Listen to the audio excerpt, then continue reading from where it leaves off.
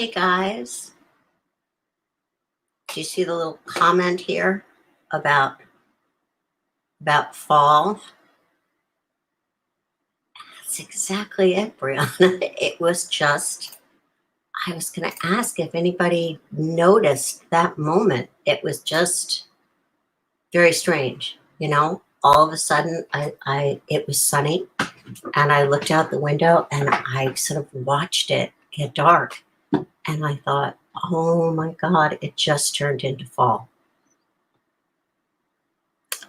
And I have to tell you that every single year, this is how fall really arrives. It always arrives with the rain. It's as if the rain kind of brings the season down from the skies.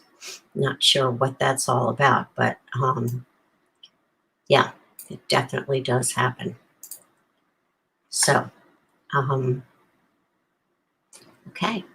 Well, the first thing I wanted to tell you guys is to sort of just take a moment here to unclench your jaw. If you find you're like walking around kind of grinding your teeth, just try opening your mouth a little bit and kind of let your tongue touch the roof of your mouth and relax your jaw. And the next thing, of course, is just lower your shoulders. And, if in the middle of the day you find yourself really tensing up, you can try those two things and then take a deep breath and see if it helps you relax a little bit and kind of center yourself and just have a moment of calm.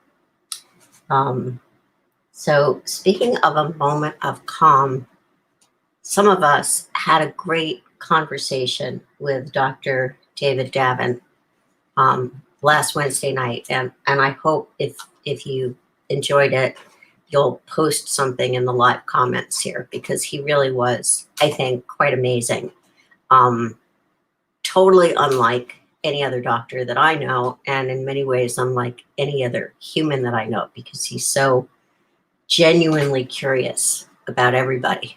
And he asks kind of great questions and sometimes crazy questions, like, what is the Greek word for epiphany? Only one among us knew the answer.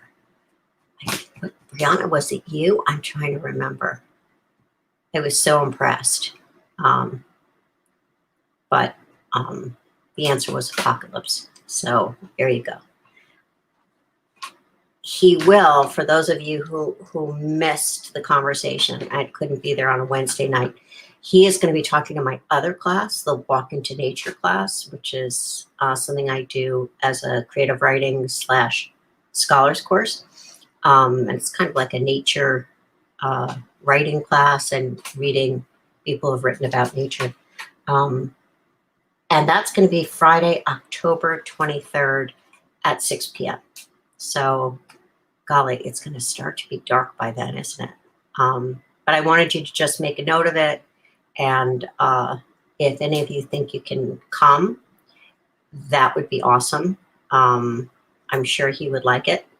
And the other class will be there as well. So it was you, Brianna. Good. Thought so.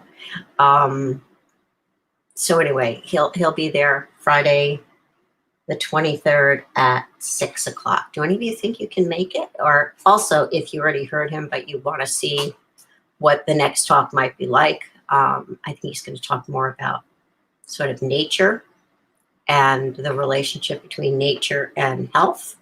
But I'm sure he's going to be talking about poetry and things as well, because he always talks about a very wide range of subjects.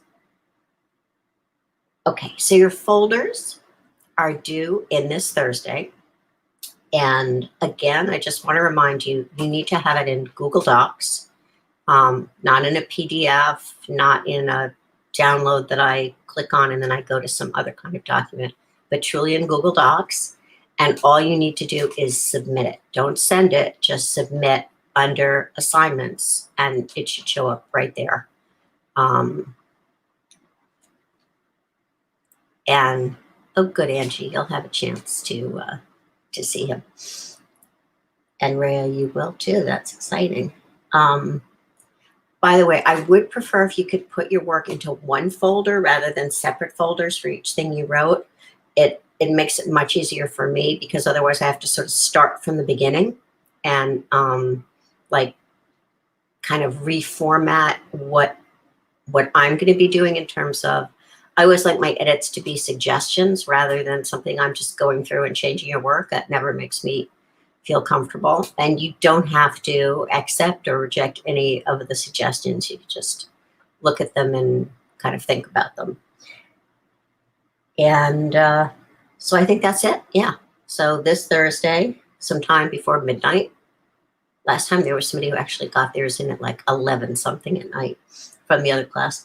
In Google Docs, submit, don't send. Make sure that you include me so that I can be an editor in the work. If you don't, I'm going to have to write to you and say, do I have permission to read this work? And it puts us kind of back at point zero. It's going to take me a while to read, like, whatever it is, 46, 47 folders. So, so have patience with me. And on Thursday, we're going to meet on Blackboard to kind of do, with the poem Tiger, Tiger, what we did with the sonnet by Shakespeare. And we're just going to kind of talk about it. I'm really hoping we can talk it through from the first line to the last, but we'll sort of see how it goes. So we'll all meet over on Blackboard. It's going to be all written, and we'll just sort of have a conversation. I'll create a link for that. And so you can look for a link that says William Blake under discussion. We'll have a conversation. I thought that worked out pretty well last time, actually, with Shakespeare. I definitely enjoyed reading your comments. Rachel, yeah, double-spaced is good. Double-spaced is good. That's much better than single-spaced, if it's okay for you. Let me see if there's any. Is it okay if it's all on one page? You don't mean like every single thing you wrote is on one page, right? That would be just, oh dear, that would be weird. So Emma, you might want to clarify what you're asking here. Oh, that's a good question. Yeah, actually, by Thursday, you should have a journal entry on the Blake poems. So, you know, give it a whirl.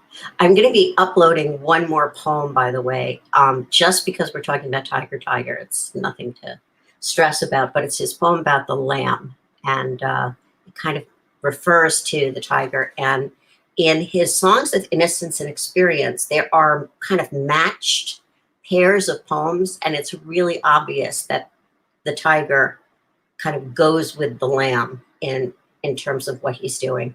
And it was interesting. I realized that, you know, I think every poem I picked was from songs of experience rather than songs of innocence. So I'm going to include the one song of innocence, which is the one about the lamb. And I think when you see it, you'll understand why I keep choosing the songs of experience. The songs of innocence are almost like nursery rhymes or kind of lullabies in many cases. And I think the songs of experience tend to be a bit deeper and more complex. So, oh, Emma, I see what you mean. Yeah, I wouldn't worry about that. As long as it has different titles, I'm not really paying attention to the pages.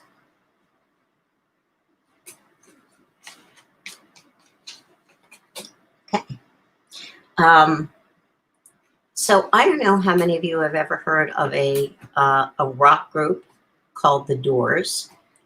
Jim Morrison was the lead singer, and The Doors comes from the phrase, the doors of perception, which again, some of you might know as a book by Aldous Huxley, which was about hallucinogenic drugs, which he experimented with back in the, I think, 1920s. But I recently discovered that the phrase originates with our friend William Blake. And so I wanted to share a quote that comes from William Blake, who lived between 1757 and 1827. So we're looking at somebody roughly the same era as Issa here, right?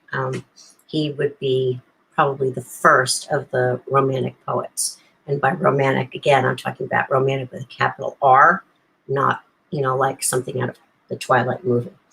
But here's the Doors of Perception quote. If the doors of perception were cleansed, everything would appear to man as it is, infinite. If the doors of perception were cleansed, everything would appear to man as it is, infinite.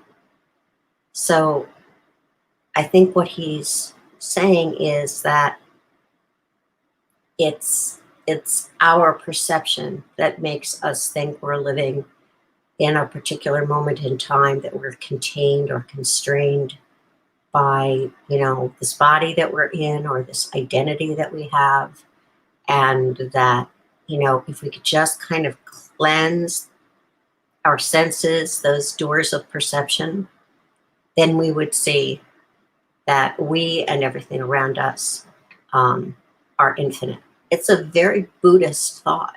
And I don't think that Blake probably had any contact at all with Buddhism, unlike, let's say, when you get to somebody like the Romantic poets, or certainly someone like Thoreau or Emerson, where they actually were reading some of the Eastern philosophers and, religious thinkers. This is just coming from Blake himself. So, whenever somebody puts a tag on a group of poets, you need to kind of take that with a grain of salt, right? Including when I'm the one doing it, because the Romantic poets are so different from one another. I mean, I don't see how you could really compare Keats with Blake, for instance. And Keats comes much later in the Romantic movement.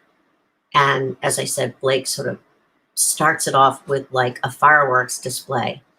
But they do share at least a few things in common. And one of the main ones has to do with the role of imagination in life. And by imagination, I don't mean just sort of sitting and daydreaming, or, you have a good imagination, so you make up scenarios in your head.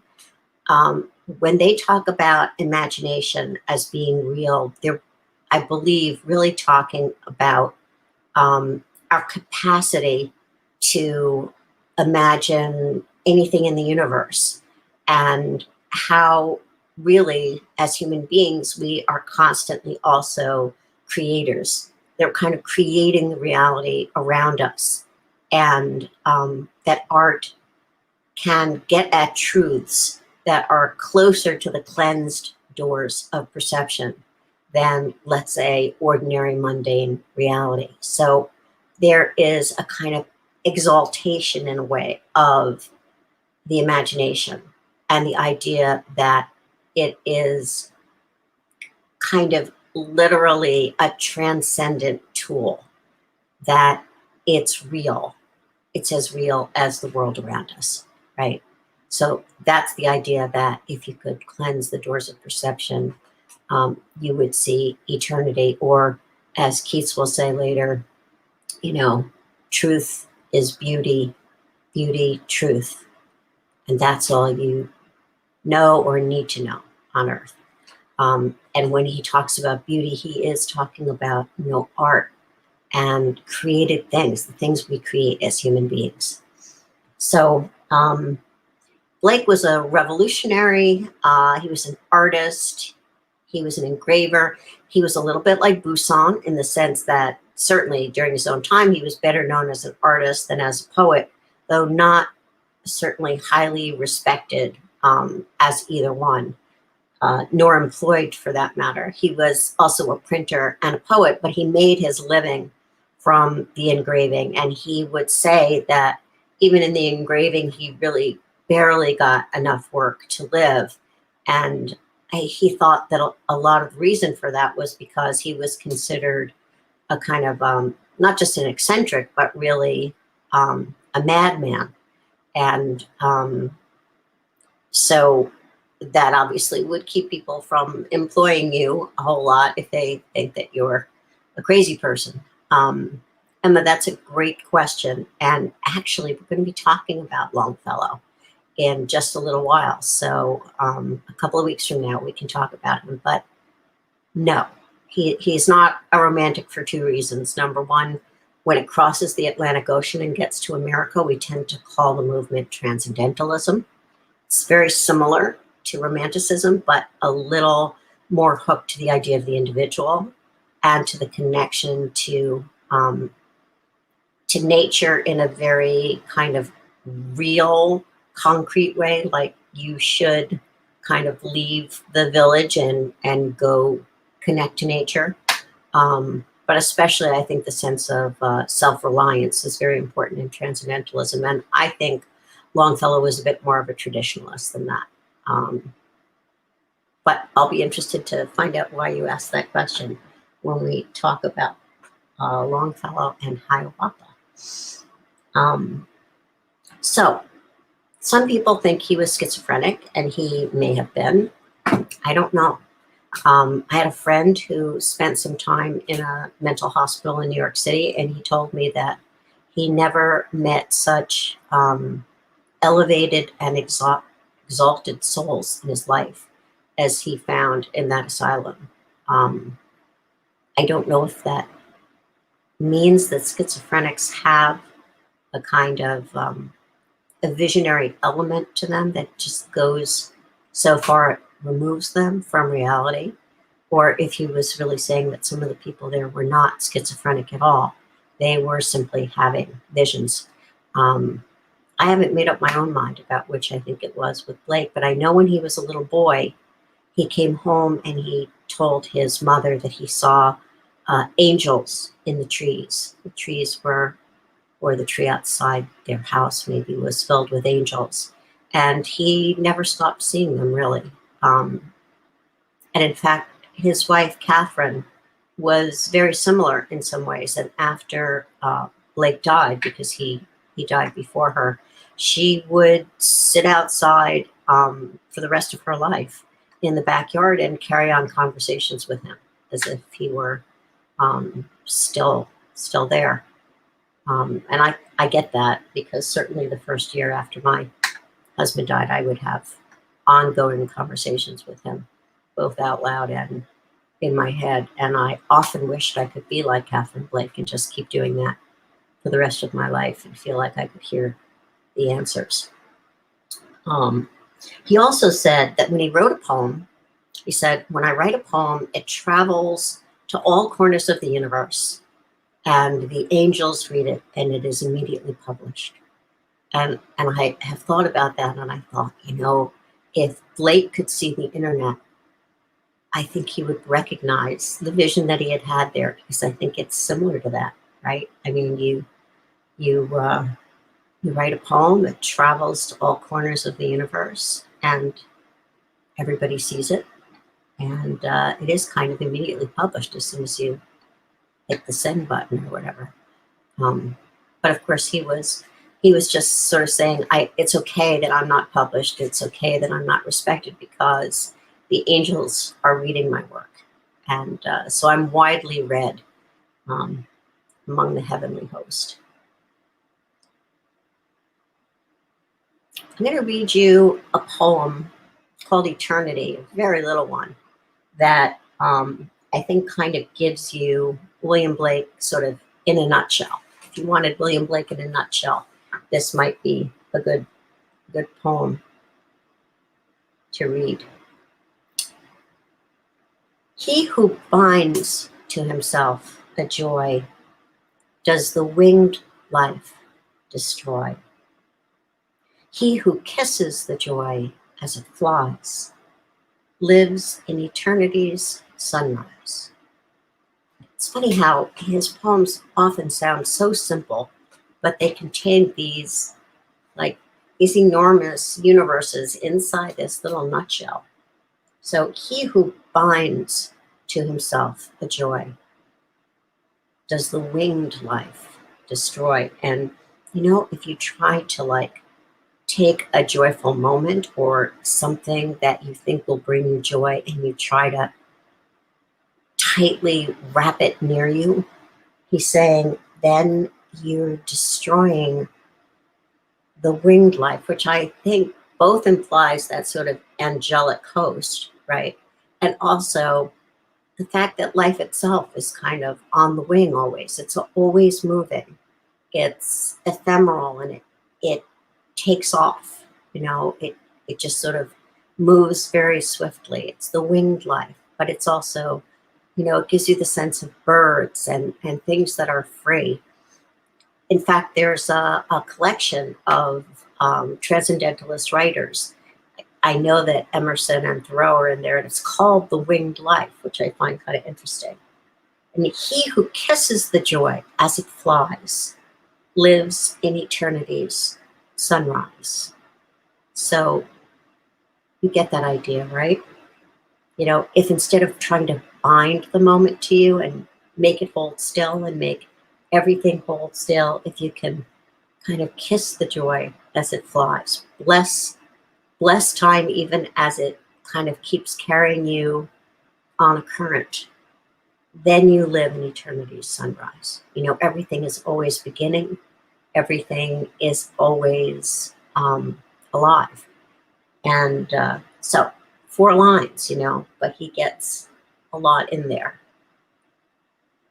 And I thought I would also read you a few of his proverbs of heaven and hell, which is a really interesting book if you ever want to take a look at something. Oh, by the way, just in terms of the eternity poem that I just read you, there's a great line from the poet Marie Howe, who's a friend of mine, and she wrote, "Everything I've ever tried to keep by force, I've lost."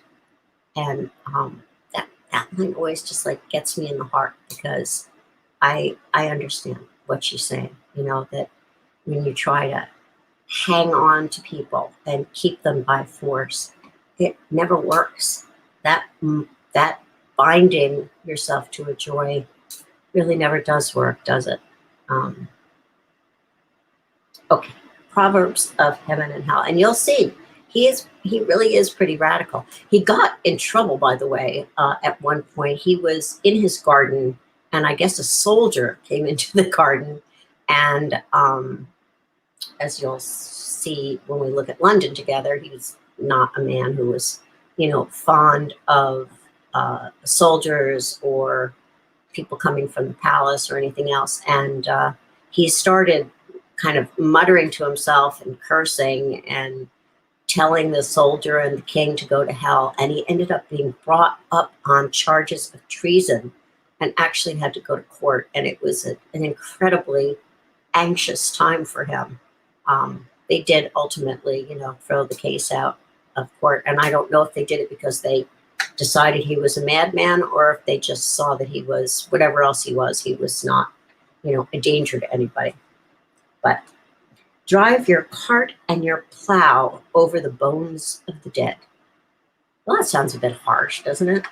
Drive your cart and your plow over the bones of the dead. Except, again, if you read somebody like Emerson, who says, we live in a retrospective age, and why should we accept the rules of our forefathers? Why should we accept the religion of, this sort of sepulcher, is what he talks about. And I think that's kind of really what he means, that,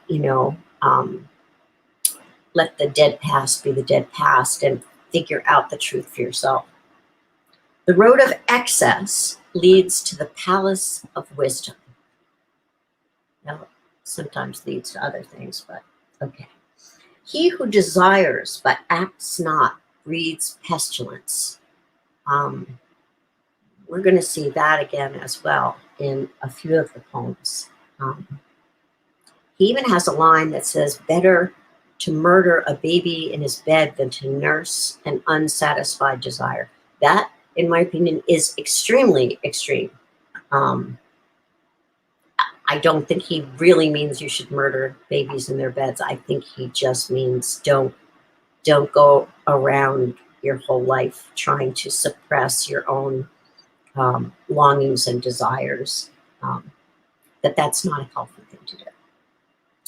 Eternity is in love with the productions of time. Isn't that beautiful? Eternity is in love with the productions of time. He whose face gives no light shall never become a star.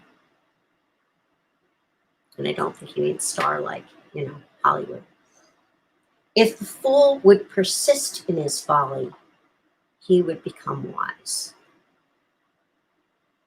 If the fool would persist in his folly, he would become wise. My friend, the poet Jason Schinder, used to say, follow your folly. So, I think there's something to be said about that. If you really, even if what you're trying to do seems foolish to others, if you persist in it, you'll arrive at wisdom. I mean, look at someone like Alexander Graham Bell, one invention after another, just kind of going down the toilet, and then, and then he's successful.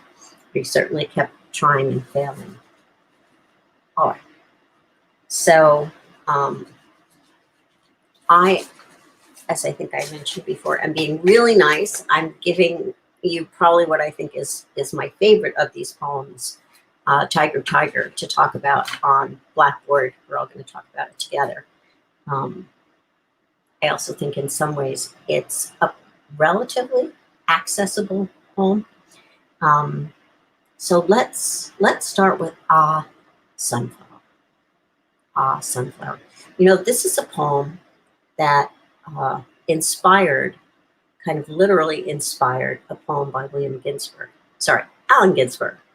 William Blake, Allen Ginsberg, who wrote back in the 1950s and 60s. He wrote a poem called Sunflower Sutra, and he said that one day he was lying in bed and he suddenly heard what he was sure was the voice of William Blake reciting this poem, Sunflower, in a kind of deep, reverberant voice.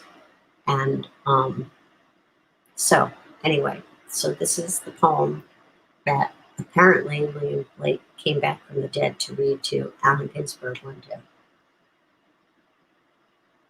Sunflower, weary of time, who countest the steps of the sun, seeking after that sweet golden clime where the traveler's journey is done, where the youth pined away with desire, and the pale virgin shrouded in snow arise from their graves and aspire, where my sunflower wishes to go. Now, I know this seems like a fairly simple and straightforward poem when you first read it. Kind of also just a lovely ode to a sunflower. And we all know that the sunflower actually, turns, right, its face in a sense to follow the sun during the day. So if you ever look at a sunflower, it really does kind of move itself to follow the light. First, I'd like you to just sort of listen to what the rhythm is here. Okay? Sunflower, weary of time, who countest the steps of the sun. So you have 4 stressed syllables. It's tetrameter, that first line. Sunflower, weary of time, who countest the steps of the sun. So it's not even, is it? The first line has, 4 feet, and the next line has 3. And it goes like that through the whole poem with the rhymes alternating, right? So it's got a kind of an A, B, C, D, C, D, and so on. And I think that part of what that does, if you've read hopefully you have read the Mary Oliver on rhythm and meter, and she talks actually about the tetrameter as having a kind of rushed quality, like we're going to find in Emily Dickinson, where it almost has a kind of breathlessness to it. But I would say it also has a kind of nursery rhyme quality to it. This is kind of typical of what you might find in a nursery rhyme or a hymn, which is really what Dickinson is taking all her music from, is the hymn. Um, so I think it does set itself up as a kind of a sort of nursery rhyme-ish kind of poem. But it's interesting to me that it's like the first line goes to four, and then like the second one almost collapses or sinks a little bit into three, almost as if you're looking at something, wanting to rise up towards something, and then sinking back down, being unable to kind of rise. And that is really what the poem is about in a lot of ways. It's about all these different beings that try to aspire to breathe upward and sort of fail. And I would say that there's at least three, maybe even four static characters in this poem who are in fact unable to kiss joy as it flies. But let's take a look at it together first. So, ah, sunflower, weary of time, who countest the steps of the sun. You know, it sort of sounds like it's just about a sunflower counting, the steps of the sun as the sun moves across the sky. But what does it mean to be weary of time? Um, you know, it sort of means that you're done with the world, aren't you? You're tired of whatever it is that happens in this life. So that's part of it. There is something a little odd about the idea of a sunflower being weary of time and counting the steps of the sun. It almost sounds like a prisoner in some way, doesn't it? Being weary of the hours and kind of counting the steps. And the other thing I would ask is, when you hear "ah, sunflower," what is that? What is that voice? Is it a voice of pity? Because here we have a narrative voice. That's a kind of a new character we introduced, right? Is the person who is addressing the sunflower. Ah, sunflower, weary of time. Is it that? Is it that kind of like almost, I don't know, fatherly voice? Or is it maybe, this is kind of what I've always thought, is it almost the voice of a lover looking at someone from a distance, sort of like pining after them in a sense? Ah, sunflower, admiring the beauty of it. Maybe it's both at the same time. Maybe it's both being moved by the beauty and at the same time kind of pitying it, right? Seeking after that sweet golden climb. I don't think it's an accident that the word climb for climate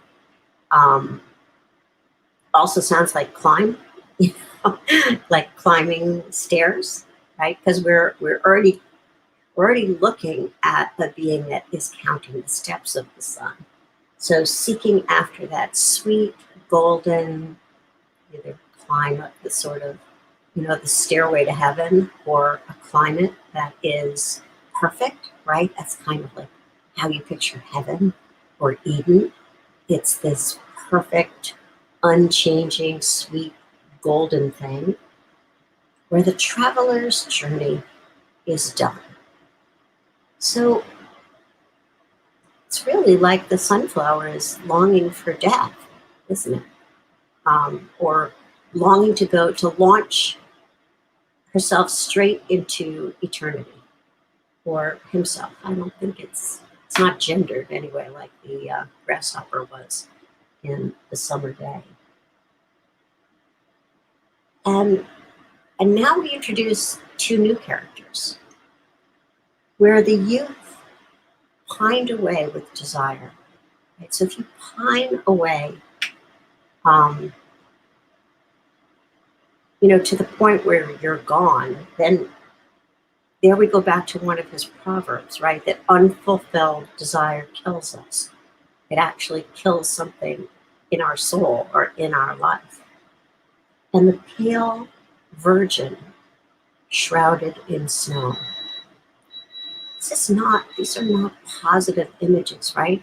I know when I first read the poem, and I think when almost everyone first reads the poem, they sort of see this as a positive thing in some way, of this longing of the sunflower for the sun. And we see the sweetness in it. And I think we're meant to see the sweetness in it. We're not supposed to be like judging the sunflower for having these longings, because this is very human to do that. But the pale virgin shrouded in snow is a kind of death in life, right? I mean, she's shrouded. Shroud is something that they put around you when you're dead.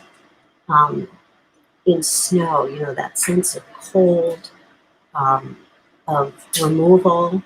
The pale virgin is someone who has not really fully lived. She's never, she too has never fulfilled any desire. We're not even sure she's felt any desire.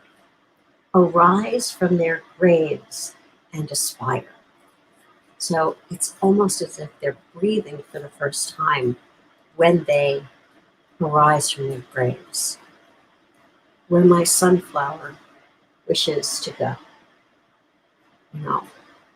Should you really wish to go where the pale virgin shrouded in snow goes? I mean, there's certainly a ghostly kind of image to that, isn't there?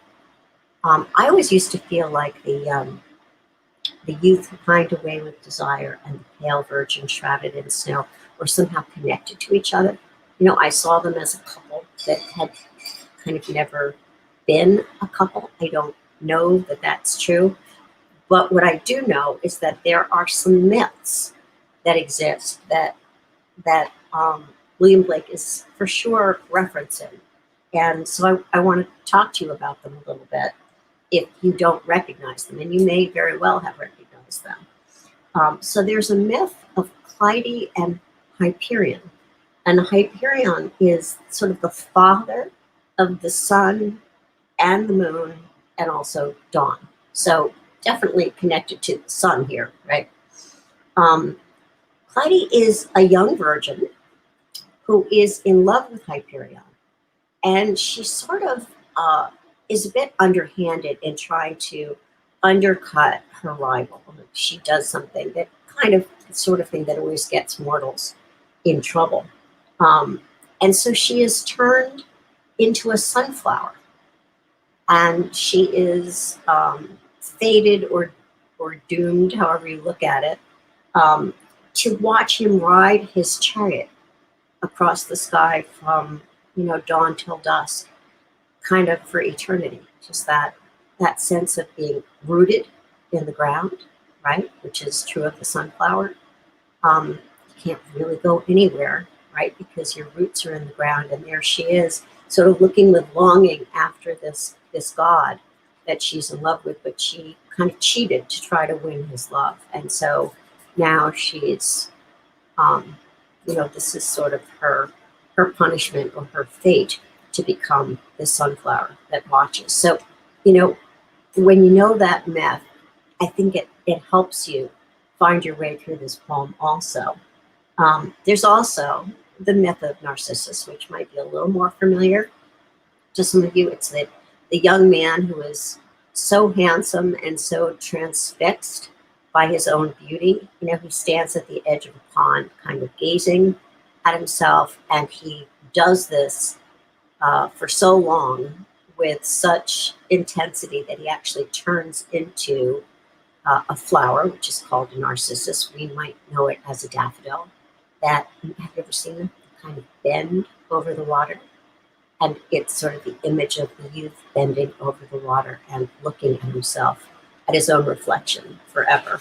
And, in those images, I think you kind of get the youth pining away with desire, because we don't, after all, know for sure what he's pining after. It could, I guess, be his own reflection. And you certainly get the virgin and her connection to the sunflower. So, there's a reading of the poem, and I hope it makes some sense to you. And I know that even just the idea of a sunflower is enough to kind of, in a way, knock us off balance at the beginning. Because I don't know about you, I love sunflowers. I think of them as just these beautiful, shining things. And certainly when Allen Ginsberg writes his poem, he kind of takes that side of the sunflower, rather than this kind of way of saying, well, you're sort of stuck where you are, and you're kind of watching time happen, and yearning for eternity, and really never living in the moment, never living in eternity's sunrise.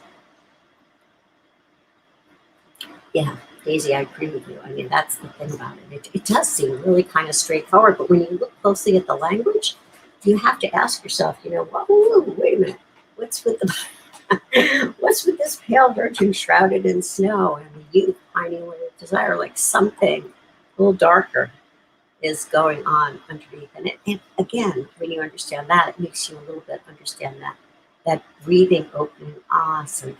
Like we're all the sunflower, really. Aren't we kind of, at least part of us? All right, so moving on to London. Again, a song of experience. I wander through each chartered street, near where the chartered Thames does flow, and mark in every face I meet marks of weakness, marks of woe. In every cry of every man, in every infant's cry of fear, in every voice, in every band, the mind-forged manacles I hear. How the chimney sweepers cry, every blackening church appalls, and the hapless soldier's sigh runs in blood down palace walls. But most, through midnight streets, I hear how the youthful harlot's curse blasts the newborn infant's tear and blights with plagues the marriage hearse. Well, I don't think anybody would confuse this poem with a happy one, a happy, simple one, because clearly that's not what's going on in London. And Blake spent his entire life in London, actually. I think he went to a town nearby for a very brief period of time, and that's like the only time in his life, really, that he left the city. It's kind of an amazing thing when you think about it. So I hope you're noticing that it is written basically in iambic tetrameter, with certainly some lines of trochaic rhythm, right? Like near is an emphasized syllable, as opposed to near where the charted Thames does flow is near where the charted Thames does flow. And you might also, as you go through the poem, pay attention to, which lines have 7 syllables, which lines have 8 syllables, because often that's underscoring something. It's a way of calling your attention. And we're going to talk about rhyme in a couple of weeks. Go back to Mary Oliver. We'll have been reading a lot of rhyming poems, and we'll talk about what effect rhyme has on us. And I think rhyme psychologically has an enormous effect on how we read a poem. It suggests correspondences between words and between lines and between ideas or images, for that matter. If something rhymes, you have a sense that they are, again, a kind of a matched pair in some way. So if there's a mismatch, you also notice that, or at least you can if you just train your ear a little bit to hear the differences. It's not that unlike learning how to read music, right? Just learning how to sort of listen a little bit to what's happening rhythmically in a poem. And again, we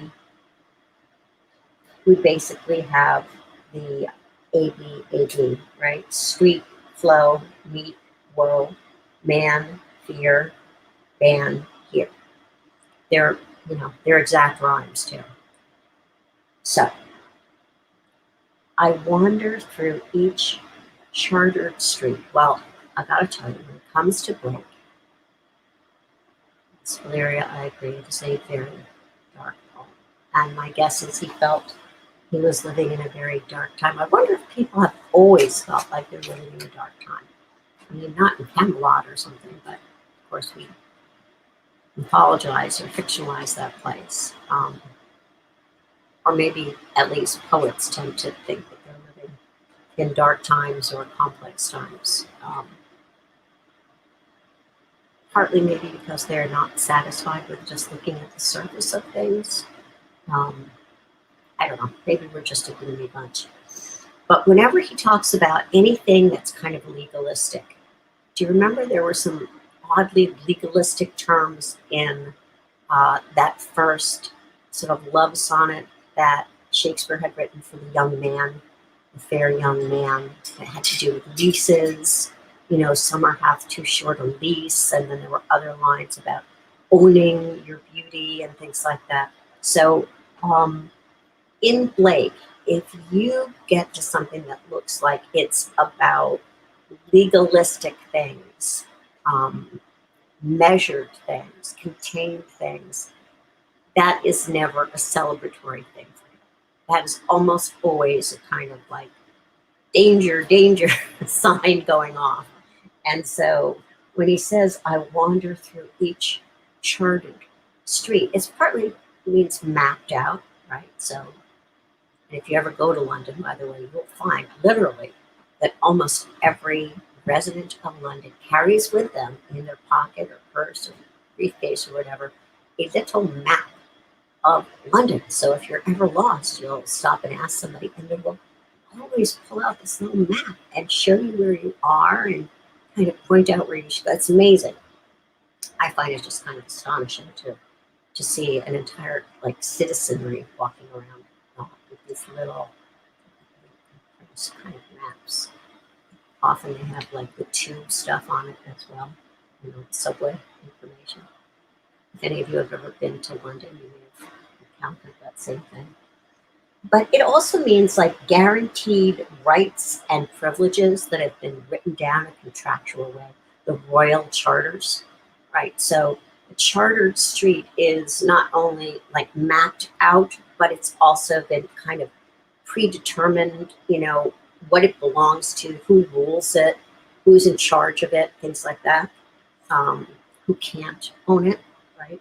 Which would certainly be like the chimney sweepers, for example, the soldiers, the harlots, that's sort of like the underclass in a sense.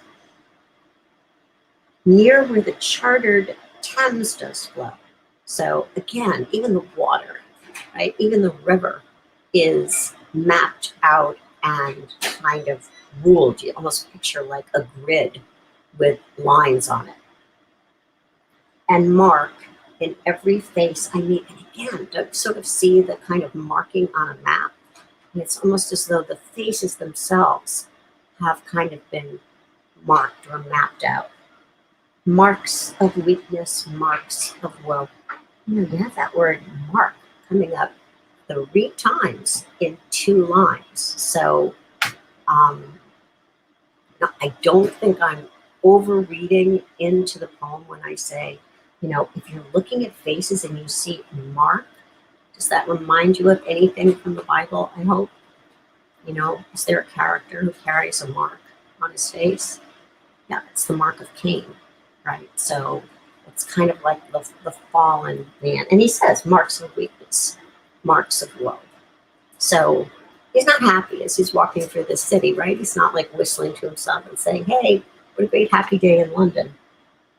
In every cry of every man, in every infant's cry of fear. And again, do you see how sometimes just repeating a word creates like a sort of subconscious emphasis on that word? So you see cry and then you see cry again. And there's the sense of kind of like almost an ongoing sort of weeping. in every voice, in every band, about the marriage bans, right? It's like, so when you read out, if there's anyone who has any reason to, and so on. But a ban is also like a rule that stops you from something, right? This thing is banned. So again, kind of like the charter, kind of like the marks, you're coming into a wall. Everywhere you walk in London, you seem to be hitting a wall.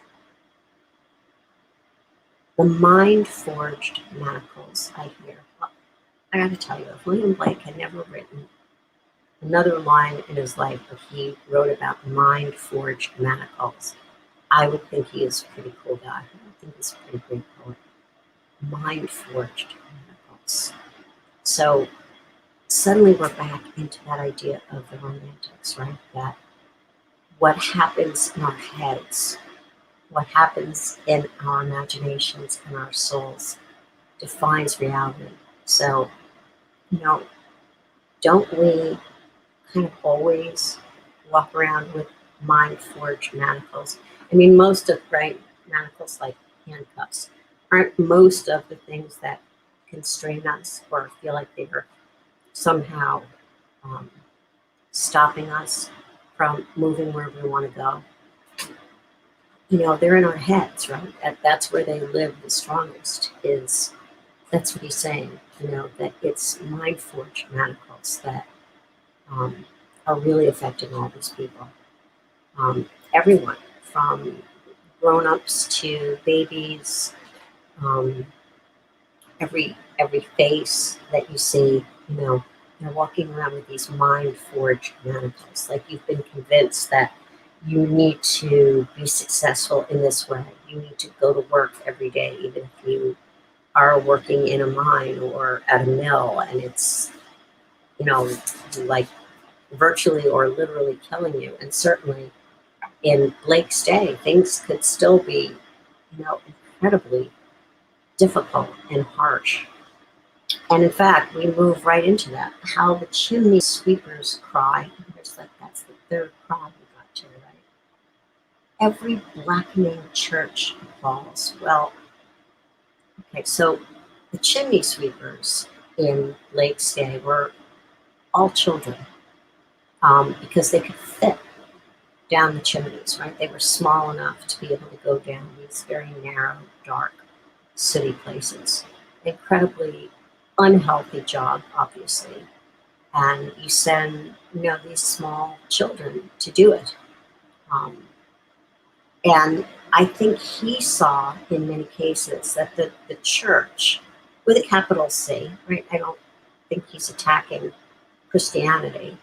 I think in his own way, he was religious and he was spiritual. He did believe in God and the angels, after all. And in the Lamb poem, you're going to see him writing about Jesus in a kind of really beautiful and childlike way. But the church with a capital C is an institution, right, that would, for instance, take charge of orphans and not in a very compassionate way often. And then they would actually be sending these children under their care to do things like go become chimney sweeps. So he's saying that is blackening the church, right? The church is blackened with the soot from the chimneys because the blood is on their hands. And to appall, this is one of the things where it's really cool when you look up words and you just sort of see, like, why that word. It means to make pale. To make pale. So it's almost like, like pale with horror or pale with guilt, that the church is blackening and at the same time kind of it pales as the chimney sweeps cry, right? As you hear that sound. And the hapless soldiers sigh. So, the soldier is not, he's not personally angry at the other army, at least not usually, but he's being ordered around. I have a friend whose daughter went into the Air Force. She wanted to do certain kinds of security. And instead, she was trained as a sniper, and that's actually what she's working as. She's working as a sniper on a base, and she was good enough at being a sniper. She's not even somebody who likes guns.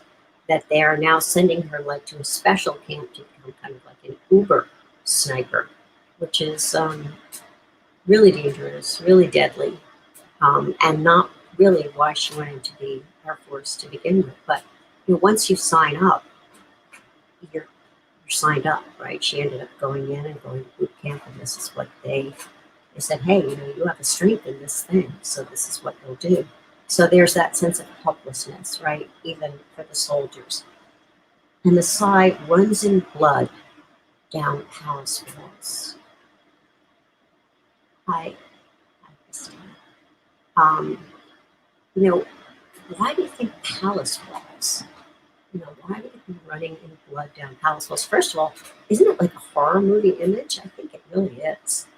Um, this is, again, it's not a happy moment at all between the chimney sweeps and the poor soldiers whose, their sides run in blood, right? Because when they are helpless and they are sighing, there's that sense that, they are right out there on the line, literally. They are the ones who are going to die under orders of the palace, right? I mean, ultimately, their loyalty is to, say, the king and queen. And so that's why the blood runs down the palace walls. Kind of the way the church is blackened by what happens to the chimney sweeps, the palace is bloodied by what happens to the soldiers. And then this strange, strange last stanza. And I have to tell you, no matter how many times I read this poem, I am a bit bewildered by it. I can kind of get my mind to it, and then it sort of backs off again. So, but most through midnight streets I hear, and I sort of picture Blake walking around these streets of London at midnight to see what's happening, like what's really happening. That's kind of what the poet is always doing. Every poet in every age. They are trying to see what is really happening and trying to tell you what is really happening. Not what other people want you to believe is happening, but what's really going on. And he sees these, youthful prostitutes cursing, walking around and cursing. Right? That's what the youthful harlots are about. And their curse blasts the newborn infant's tear and blights with plagues the marriage curse. So, first of all, again, we're back to that idea that unsatisfied desires are potentially deadly. Because who is the customer of these sort of young, let's say young teenage prostitutes? Who would be the customers? Yes, some of them just being whatever, single men. But I think what he is feeling is that a lot of them are actually married men, right? So the curse is both for the legitimate children, right, who are born inside the marriage bands and have that sort of protection, and also the babies that are born out of wedlock, right, often to these young harlots. But especially, I think it's that first thing. It's that idea of, the hatred really that arises from those who are protected versus those who are unprotected. And, the marriage is already dead, right? It's a marriage curse. So, it's a blight is what he's saying. He's saying, don't kill off your marriage. Don't blight your relationship. Don't blight the lives of these young prostitutes.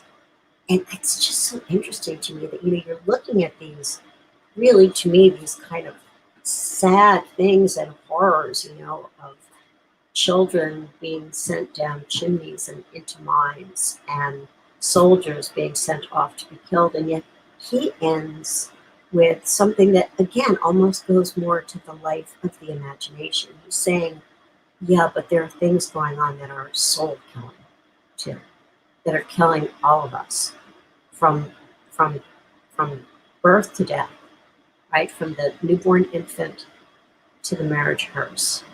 That um, that this inability to live an authentic life is what leads people to um, hire the prostitute in the first place, and not even notice that she is young and shouldn't be there. Um, so I just find it kind of interesting, a little bit troubling, um, sort of odd, and yet for him, I guess it makes sense, right? Because, well, for one thing, maybe that is what he hears most. Um, maybe he kind of literally is hearing these sounds. I didn't know this until recently, but he actually lived like sort of right across the street from a large mill. So when he writes about the mills, which he often does, and people take it as being purely metaphorical, sort of like God's mills move slow but exceeding sure. It's a famous quote, um, not from Blake, by the way.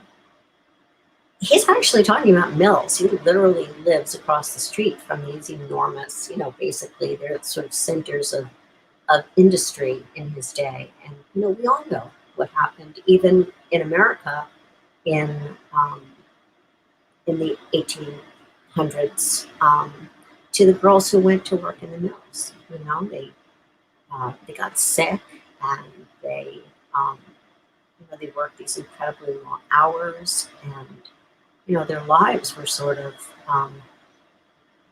kind of uh, sucked away from them. So, he would be very aware of children being sent to mills, and young women being sent to work these insane hours and things like that. So, um, I do think that he is he's interested in the sort of psychology of evil. Do you know what I mean? Not just the actual physical details, but also the psychology of it. What leads us to not see another human as being as real as we are? And you'll hear me talk about this certainly more than once. Denise Levertov, the poet, said that a lack of empathy is the greatest evil possible. Because if you don't believe that the other has a reality equal to yours and of equal value, then you're capable of doing anything to that other. And that's what we have seen historically.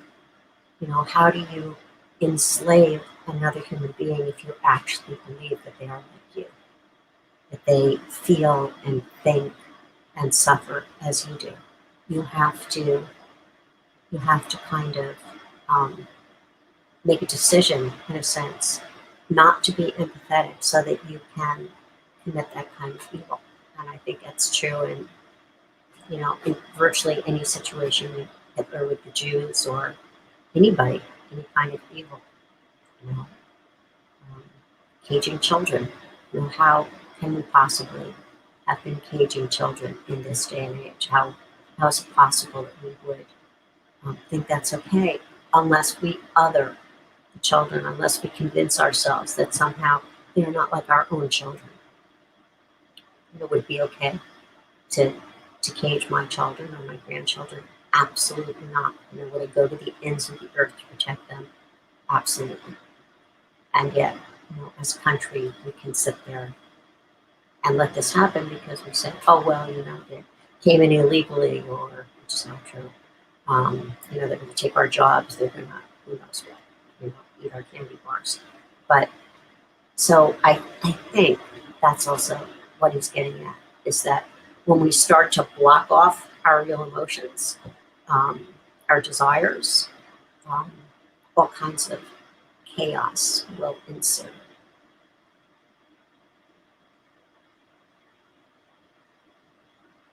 Yeah, I'm just reading. Yeah, a marriage hearse. I think he's kind of inventing that term, right? Because a hearse is something you would see at a funeral. A funeral is kind of the opposite of a wedding. So you would certainly not expect to find those two words linked, right? They really are kind of like battling each other, but he's linking them on purpose to say that in some marriages, and especially in a marriage that has already failed and the man is already out prowling the streets at midnight looking for young prostitutes, that is a marriage curse, not like a marriage with the opposite. I don't know, like you go in a carriage, right, for a wedding carriage maybe. So instead of the carriage that is open and often white and decorated, you have a hearse to sort of remind you that um, it's died. I think more died than deadly. Um, Although certainly, I bet he would have said that some marriages were unwilling and depressing. I'm sure he would have thought that. But I mean, he himself had an incredibly happy marriage. He knew as soon as he saw Catherine that he wanted to marry her. And I think she felt the same way. So he had a very positive feeling about a good marriage, and I think he had an incredibly negative feeling about a bad marriage. I guess that's the way I would put it. Um, yeah, kind of already doomed marriage. Exactly. For whatever reason, it's already doomed. Um, so in a way, it's already blighted and it's already plagued, but she's like putting the final, the killing blow on something that's already dead. And maybe, in some cases, somebody thinks, well, this is just something I do on the side. It doesn't mean I don't have a good marriage. That kind of excuse that people make sometimes. And he's saying, it doesn't work that way. And you've already injured two people. You've already injured the wife. You've already injured the prostitute. So, um, so no wonder it's cursed and blighted and a hearse, instead of the celebratory kind of a thing. So yeah, kind of a dark poem. And often among the romantics, you will see this again and again. Anytime you go into a city, you're in trouble, because as with the European romantics and the American transcendentalists, there's this embracing of the pastoral, of nature, of the rural, the free. And anytime you get to a city, it's almost always, there's almost always something negative connected to it. Whether it's Thoreau writing about, London and Paris and New York and how they're all bad in some way, or whether you're Blake, who actually lives in the city and is sort of describing some of what he sees around him, or Coleridge, who felt like he escaped his life in the city that he was destined for and is so grateful to have a life in the country surrounded by beautiful things and to be able to raise his son in this kind of more pastoral environment. You'll see that in Frost at Midnight. It just comes up again and again. So it's almost a trope of this era to say, if you want to be free and you want to be happy and you want to be connected to the divine, put yourself in a position to go out into nature. We should really read some New York poets, shouldn't we? Now, one of you guys out there should like teach Frank O'Hara or something, who writes these great poems about New York and is part of the New York School of Poetry. So we can see the things that there are to celebrate. Actually, Allen Ginsberg kind of does celebrate in Sunflower Sutra in a way. He says, you are not your skin of grime. He's sitting in this like junkyard, I think somewhere in New Jersey, and there's this sunflower that he somehow managed to grow in the junkyard. Oh, sorry. I'm sorry, Davey. As soon as I'm coming out of this thought, and then there's this practical question. You don't have to write about each of these poems. You pretty much never have to do that. Only the poet. And since Blake is the poet with all of these, you get to pick what you want to say, focus on one poem. And, you should be prepared on Thursday to talk about the tiger, which I always call tiger, but you'll find it under course content. Okay, and next week we're going to move on to Wordsworth and Coleridge, and we're also going to have a presentation about Eminem. It's Thursday. So, okay, I'm looking forward to Thursday and hearing your thoughts, and I'm looking forward to Thursday to reading and writing. And Melted Moonstone, which is a great name, but I'm actually not sure who that is.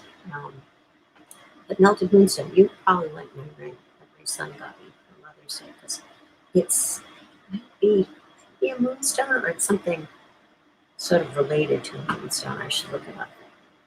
Anyway, even though fall has fallen, I hope you guys have a happy rest of the day.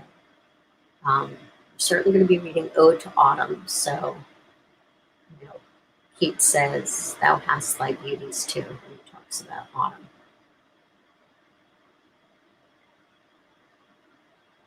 It's due Thursday. It's due Thursday.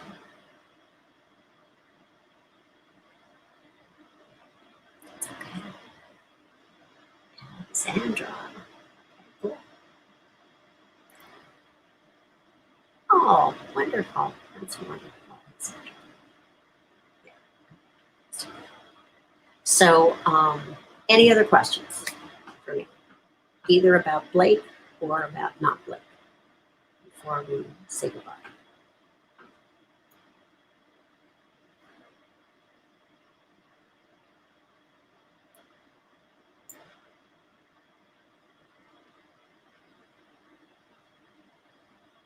It's always okay to say I'm here. I do have like a number clicker here, by the way, so I have some idea about who is actually here at the beginning and who comes in late.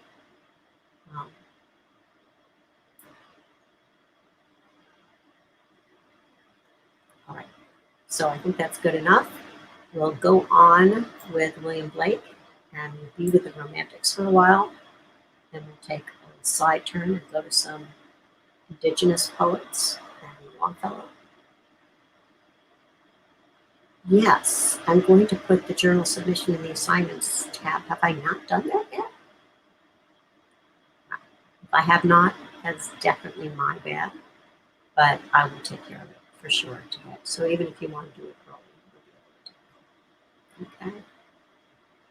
Okay. So again, I'm just going to remind you, your journal material is due this Thursday, sometime before midnight.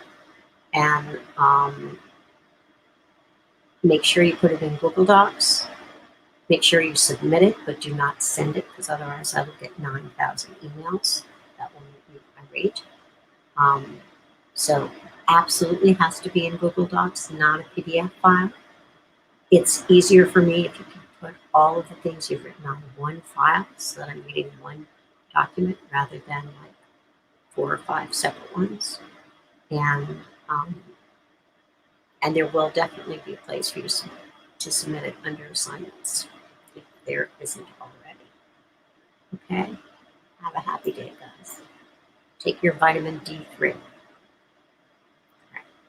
See you Thursday on Discussion Board.